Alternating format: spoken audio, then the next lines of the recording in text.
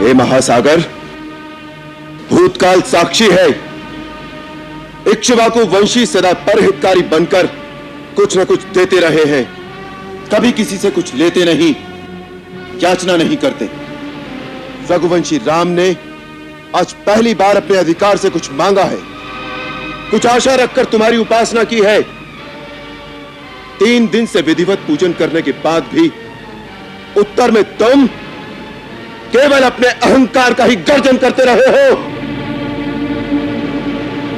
मंदगति जलधि, तुम पर राम की प्रार्थना का कोई प्रभाव नहीं पड़ा। तुम राम की विनम्रता को उसकी असमर्थता जानकर जड़ बने हुए हो। संसार ने आज तक राम की कृपा देखी है, उसका कोप नहीं देखा। और ज्ञानी में यही अंतर होता है। भक्त अनपढ़ हो, मूर्ख हो, परंतु हृदय का सच्चा और मन का सरल होता है। परंतु ज्ञानी तुम जैसा दुष्ट भी हो सकता है। जिसके हृदय में अधर्म और कपट होता है, उसकी अवस्था तुम्हारे जैसी होती है। जिसे स्वर्ण लंका के राज सिंहासन पर बैठकर भी जीवन की अपूर्णता का कांटा चुभ रहा है। जब भी कोई अपूर्व शक्ति प्राप्त कर लेता है तो तुम्हारी माया ही उसे शक्ति के मद में पागल बना देती है। शक्ति का मद तो तुम्हारे देवता भी सहन नहीं कर सकते, उन्हें भी अहंकार आ जाता है। यही अवस्था मेरी है। शक्तियां पाई, उनसे अहंकार हुआ और उस अहंकार और शक्ति का मद सहन नहीं कर सका। उन शक्तियों के मद में दूसरों पर अत्याचार भी किए।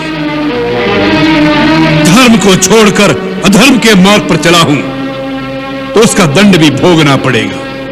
परंतु रावण दंड भी उसी गर्व के साथ भोगेगा जिस दर्प से उसने उस शक्तियों का भोग किया है। राम यदि नर है तो वो आज मेरे हाथों मारा जाएगा, और यदि भगवान है तो रावण का वध करने में उसकी जितनी ख्याति होगी उतनी ही ख्याति युग युगांतर तक रावण की भी होगी। तीनों लोक और तीनों कालों में हम दोनों का नाम सर्वदा एक साथ ही लिया जाएगा। तुम जैसा पापी व दुराचारी जब निरुत्तर हो जाता है तो केवल शस्त्र का ही सहारा लेता है। तुम जैसे लोगों के लिए हमें भी शस्त्र उठाना पड़ता है, क्योंकि तुम विवेक, धर्म और नीति की भाषा नहीं समझ सकते।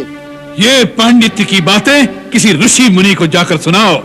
रणभूमि में आए हो तो बातें करो शस्त्रों की झंकार से। शस्त्र ही प्रश्न पूछे, शस्त्र ही उसका उत्तर दे, यही नियम है यहाँ का।